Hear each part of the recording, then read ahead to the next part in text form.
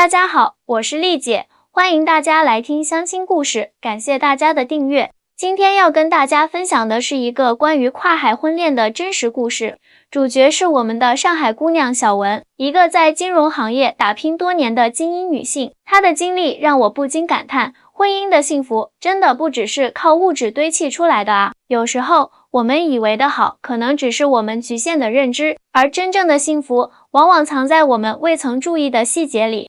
小文，32岁，上海本地人，某知名外资银行的投资经理，年薪100万起步，拥有市中心的一套豪华公寓和一辆奔驰轿车。用现在网络上的话来说，他就是那种别人家的孩子，人生赢家，让多少父母拿来当例子教育自家孩子的存在。丽姐，我真的不知道自己是怎么了。小文第一次来找我做婚恋咨询时，一向自信满满的她罕见地显露出疲惫。我事业有成，长相也不差，却始终找不到适合的伴侣。我看着她精致的妆容下略显憔悴的脸，心生怜惜。在上海这座繁华都市，像小文这样的都市丽人并不少见。他们事业有成，独立自主，却在婚恋市场上遭遇剩女的尴尬处境。上海男人太精明了，动不动就算计家底，问我有几套房。外地男人又配不上我的事业和生活水平。我妈说我眼光太高，可我真觉得自己没有很挑剔啊。小文一边说着，一边抿了一口咖啡。我就想找个真心对我，能懂我，又不会因为我的成就而自卑的人。这很难吗？听完小文的倾诉，我不禁莞尔。这何尝不是当下许多职场女性的共同困境？在物质条件越来越丰富的今天，婚恋市场却变得越来越复杂。女性经济独立了，却发现适合的伴侣越来越少。男性面对强势的女性，又容易产生自卑或抵触的心理。两性之间似乎横亘着一道无形的鸿沟。就在小文快要放弃时，缘分却在一次台湾商务出差中悄然而至。丽姐，你相信一见钟情吗？回国后的小文眼里闪烁着不同寻常的光彩。我在台北遇到了一个男人，他好像跟我以前认识的所有人都不一样。这个让小文心动的台湾男子名叫志明，是一家中型科技公司的技术总监，比小文大3岁。在台北一次商业晚宴上，志明作为合作方代表出席，与小文有了第一次会面。那天晚上的志明穿着简单的深蓝色西装，没有名表，没有花哨的配饰，整个人透着一种温和的气质。小文回忆道，聊天过程中，他对我的职业和成就没有表现出任何惊讶或自卑，反而很自然地分享他对金融科技的一些见解，让我感到特别轻松。晚宴结束后，志明主动提出送小文回酒店。路上，他们聊了很多，从工作到生活，再到各自的家乡。让小文印象深刻的是，志明从不炫耀自己，也不刻意讨好他，而是以一种平等、真诚的态度交流。你知道吗，丽姐？当我说我在上海有房有车时，志明只是笑着说，那你很努力啊，真棒。没有那种哇塞，那你很有钱的虚伪恭维，也没有那我配不上你的自卑感，就只是单纯的为我的成就感到高兴。小文的眼里闪烁着光芒，那一刻我感觉他看到的是真正的我，而不是我的物质条件。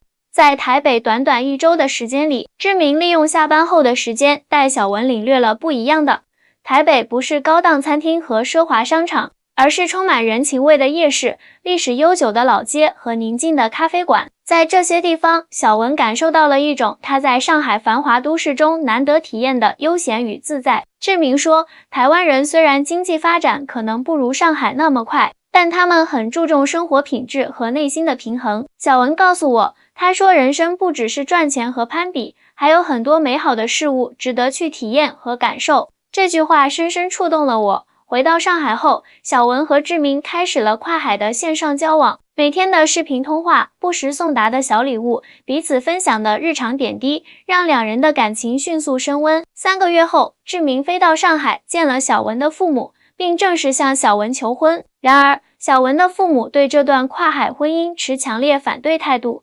你知道台湾有多穷吗？小文的妈妈激动地说，你在上海年薪100万，去了台湾能有什么发展？再说了，远嫁台湾，万一婚姻出了问题，你一个人在那边怎么办？你爸妈年纪也大了，以后有什么事情，你在台湾想照顾都照顾不了，就是我们辛辛苦苦把你培养成这样，不是为了让你去台湾当家庭主妇的。小文的爸爸也补充道，那个志明看起来是个老实人，但是他能给你什么？他家里有几套房，存款有多少？这些你都考虑过吗？面对父母的质疑，小文感到无比委屈。在他看来，志明的真诚、体贴和情感上的契合远比物质条件重要得多。但在土生土长的上海父母眼中，女儿远嫁台湾这个经济相对落后的地区，简直是一种下嫁。丽姐，我该怎么办？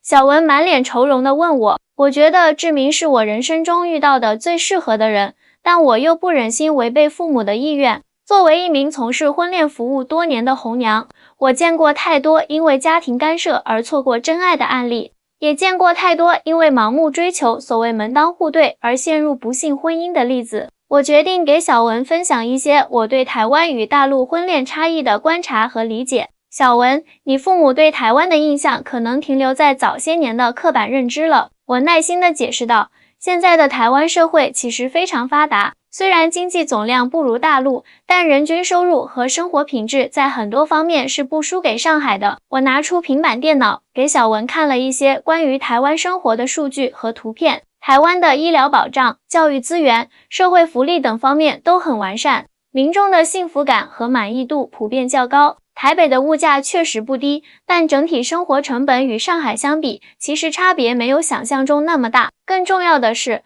我继续说道，台湾男性在家庭观念上与大陆男性有一些微妙的差异。受日本文化影响和本土发展的双重作用，台湾男性普遍比较温和、体贴，更愿意参与家务和育儿，对妻子的事业也更为支持和理解。说到这里，我特意停顿了一下，观察小文的反应。果然，他若有所思地点了点头。丽姐，你说的没错，志明就是这样的人。每次视频时，我都能看到他自己做饭、打扫房间。他说他父亲就是这样，从不认为家务是女人的责任。小文的眼中流露出温柔，而且他从来不阻止我工作，反而鼓励我在台湾也继续发展自己的事业，说可以帮我联系一些台湾的金融机构。我微笑着继续道，还有一点很重要，台湾社会对成功的定义可能与上海有所不同。在上海，人们往往用房子、车子、职位来衡量一个人的成功，而在台湾，人们更注重生活品质、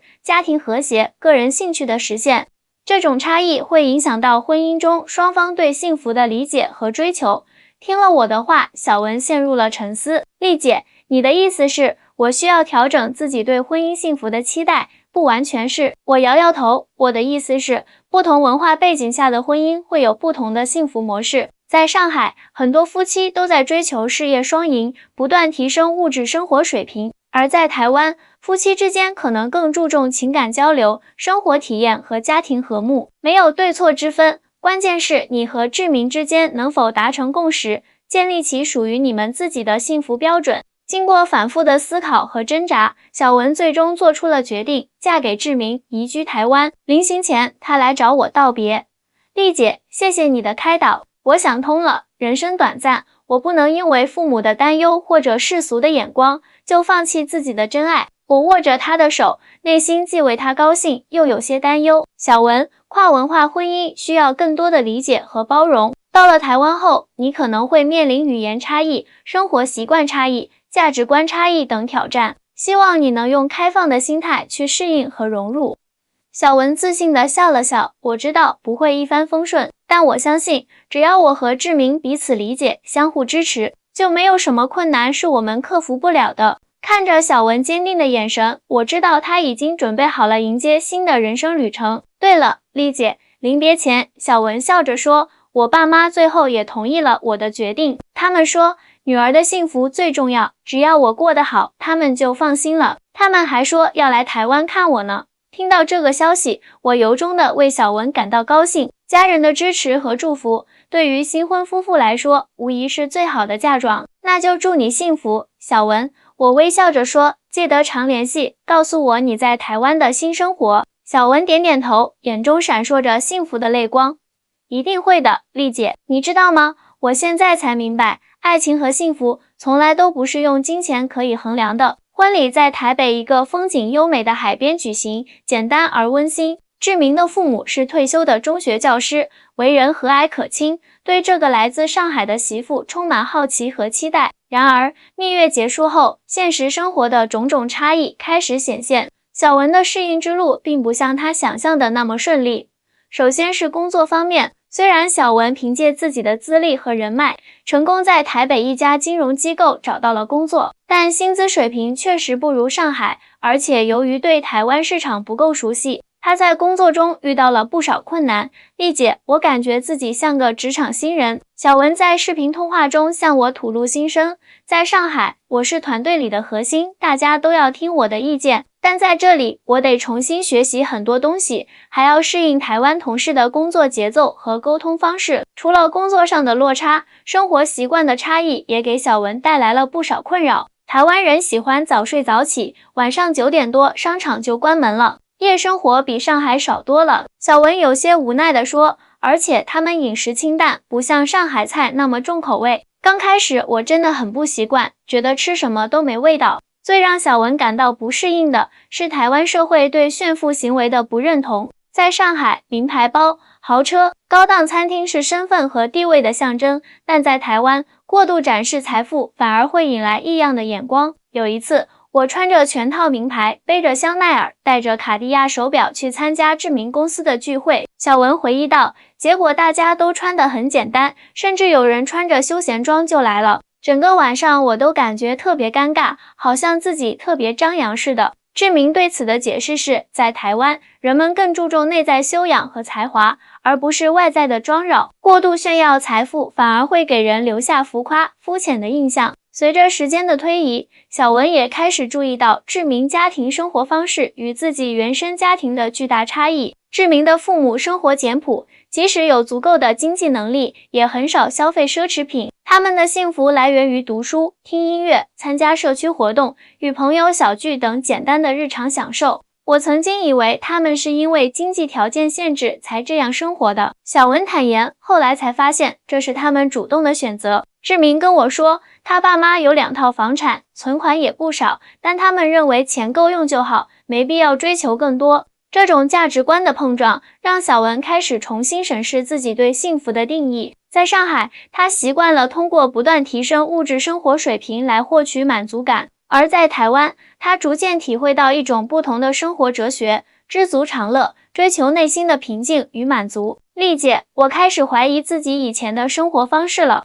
小文在一次深夜电话中告诉我，我以前总觉得钱多就是好，房子大就是好，但现在我发现那些东西并不能真正带给我幸福。小文在台湾的生活还面临着另一个巨大的挑战，与婆婆的相处。虽然志明的父母都很和善，但文化差异和生活习惯的不同还是不可避免地引发了一些小摩擦。婆婆做的菜太清淡了，我实在吃不惯。有一次，小文忍不住向志明抱怨，而且他总是说随便吃点就好，但其实他希望我多吃，我真的不知道该怎么做才对。志明笑着解释道，台湾长辈表达关爱的方式比较含蓄，不像上海人那么直接。他说随便吃其实是怕你有压力，但心里肯定希望你多吃点。除了饮食习惯，小文还发现婆婆对家庭生活有一套自己的规矩和标准，每天早上必须擦拭佛像，周末一定要全家人一起吃饭，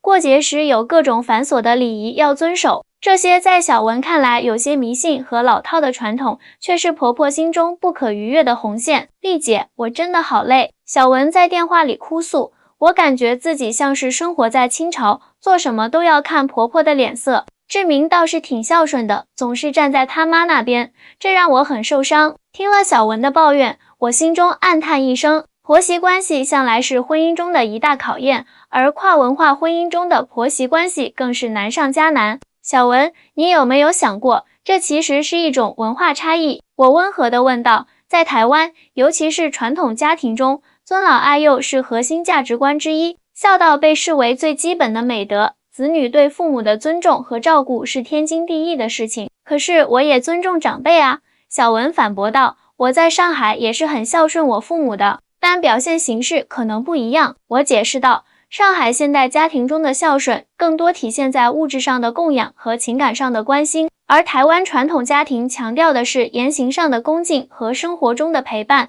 志明站在他妈那边不一定是不爱你，而是他从小接受的教育让他认为这样做是理所当然的。听了我的话，小文沉默了一会儿，然后叹了口气，那我该怎么办？难道就这样一直忍着吗？当然不是。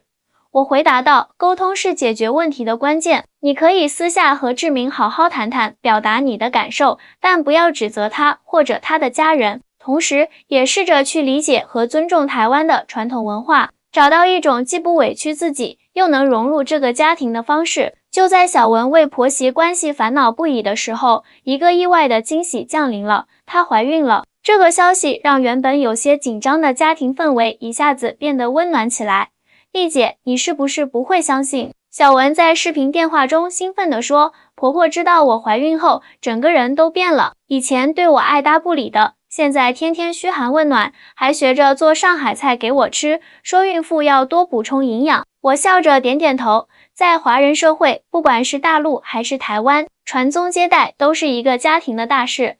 你怀孕了，意味着家族有了延续，婆婆当然高兴了。怀孕期间，小文真正体会到了台湾家庭的温暖。志明每天下班后都会按摩她的腿脚，陪她散步。婆婆精心准备各种营养餐，还把自己用了几十年的玉镯送给了她，说是传家宝，保佑母子平安。公公则负责接送小文上下班，生怕她坐公交车受颠簸。我从没想过我会得到这么多关爱。小文感动地说，在上海，我父母肯定也会关心我，但他们更多的可能是送钱送东西，而不是这样无微不至地照顾我的日常起居。怀孕也让小文的工作节奏慢了下来，由于身体原因，她不得不减少工作时间，有更多机会参与社区活动和结交新朋友。通过参加孕妇瑜伽班，她认识了几位同样怀孕的台湾女性，其中不乏事业有成的职场精英。我以前总觉得台湾女性事业心不强，但现在我发现我错了。小文告诉我，她们只是在工作和家庭之间找到了更好的平衡点。比如我认识的一位律师，他会在工作日全力以赴，但周末绝对不加班，全部时间留给家人。这种生活方式让小文开始重新思考自己的人生规划。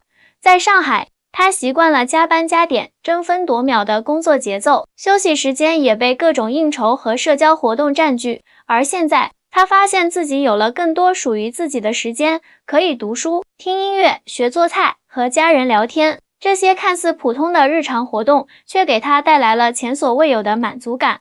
10月怀胎，一朝分娩，小文顺利生下了一个健康的男婴，取名宇轩，寓意天地之间，心胸开阔。丽姐，我感觉自己整个人都变了。产后3个月，小文抱着熟睡的宇轩，在视频通话中轻声对我说，以前我总觉得事业是最重要的，恨不得把每1分钟都用来工作和赚钱，但现在看着宇轩一天天长大，我才明白，原来亲眼见证生命成长的过程，比任何成就都珍贵。作为新手父母，小文和志明在育儿理念上也有不少碰撞。受上海快节奏生活的影响，小文倾向于高效育儿、严格的作息时间表、科学的喂养方案、提前规划的早教课程，而志明则提倡更为自然和放松的育儿方式，认为孩子需要在自由探索中成长。刚开始我们吵过几次，小文坦言，但后来我发现志明的方式其实挺好的。宇轩在爸爸的陪伴下总是笑得特别开心，而且他确实比那些被安排的满满当当的孩子更有好奇心和探索欲。随着宇轩的成长，小文也在悄然改变，他不再像以前那样追求完美，学会了接受生活中的不确定性，不再执着于掌控一切，开始享受当下的每一个瞬间，不再用物质标准衡量成功，而是从家人的幸福中汲取满足感。志明教会了我一个词，叫小确幸。小文笑着说，就是生活中那些微小但确实的幸福，比如清晨的第一缕阳光，宇轩第一次叫爸爸妈妈，全家人围坐在一起吃饭的温馨。这些看似平凡的时刻，却是真正的幸福所在。宇轩1岁半时，小文决定重返职场，但这一次，他选择了一家规模较小，但更注重员工工作生活平衡的台湾本土金融机构，担任顾问一职，薪水比以前少了1/3，但工作时间固定，基本不加班，还可以偶尔在家办公。小文告诉我，最重要的是，我有更多时间陪伴宇轩成长，参与他人生中的每一个重要时刻。在新公司，小文发挥了自己在上海积累的专业知识和人脉资源，成功开拓了大陆市场业务，为公司带来了可观的收益。他的表现得到了上司和同事的一致认可，很快就被提拔为部门主管。台湾的职场文化和上海真的很不一样，小文感叹道，上海强调结果导向，只要你能创造价值，公司不会太干涉你的工作方式，而台湾更看重团队协作和企业文化认同，即使你业绩再好，如果不能融入团队，也很难获得真正的认可。小文告诉我，他花了很长时间才适应这种工作氛围，学会了用更柔和的方式表达意见，更耐心地倾听他人，更包容地看待不同的工作风格。这些改变不仅让他在职场上获得了成功，也让他的人际关系变得更加和谐。以前在上海，我总是争强好胜，把同事当成竞争对手。小文回忆道，但现在我明白了，合作比竞争更能创造价值。当你真心帮助他人，他人也会真心回报你。随着在台湾生活时间的延长，小文与志明父母的关系也越来越亲密。特别是在照顾宇轩的过程中，小文从婆婆那里学到了许多育儿经验和生活智慧。我现在特别佩服我婆婆。小文笑着说，她虽然没有很高的学历，但她的情商和处事能力真的很强。她总能用最简单的方法解决问题，而且从不抱怨。遇到困难总是笑呵呵地说，没关系啦，会过去的。在婆婆的影响下，小文也变得更加包容和随和。他不再为一些小事斤斤计较，学会了用更宽容的心态面对生活中的不如意。这种心态上的转变，让他整个人看起来更加从容和自信。而让小文最感动的是，婆婆始终尊重她和志明的生活方式，从不强加自己的意见。有时候我和志明意见不合，婆婆明明站在儿子那边，但她从来不当面指责我，而是私下劝志明多体谅我。小文说，这种处事方式真的很值得我学习。小文的父母也终于在宇轩2岁生日时来台湾探望，看到女儿幸福的生活，他们悬着的心终于放了下来。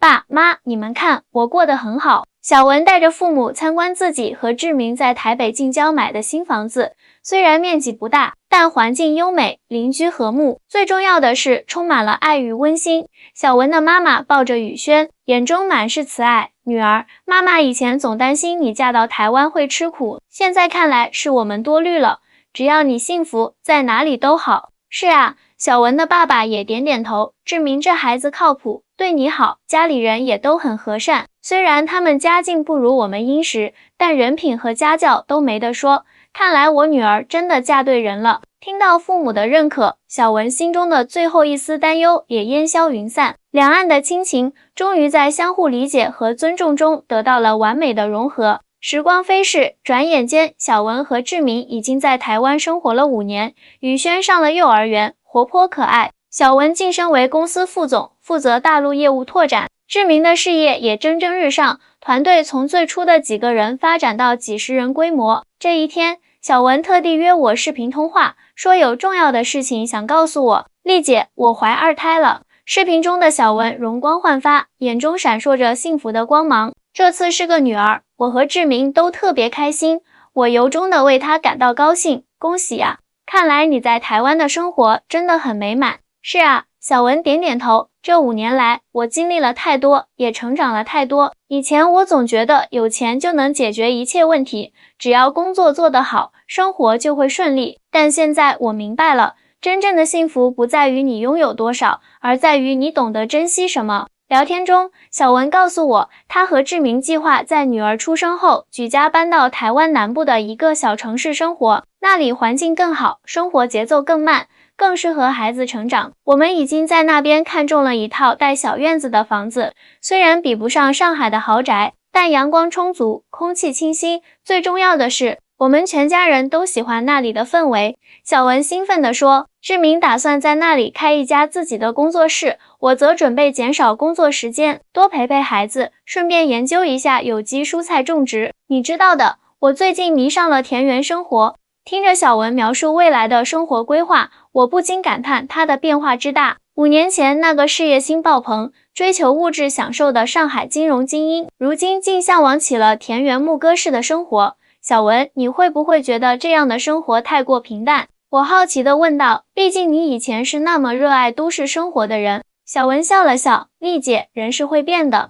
现在回想起来，我以前追求的那些东西，高薪、名表、豪车、高档餐厅，确实给我带来了一时的满足感。但那种满足感很快就会消失，然后你不得不追求更多，陷入一个永无止境的循环。他停顿了一下，继续道，而现在，我发现那些最简单、最容易被忽视的事物，反而能带给我持久的幸福，和家人共进的一顿晚餐，和志明手牵手在海边散步，听宇轩讲述幼儿园的趣事，这些平凡的日常，却是我生命中最珍贵的部分。我是丽姐，感谢大家的收听，我们下期再见。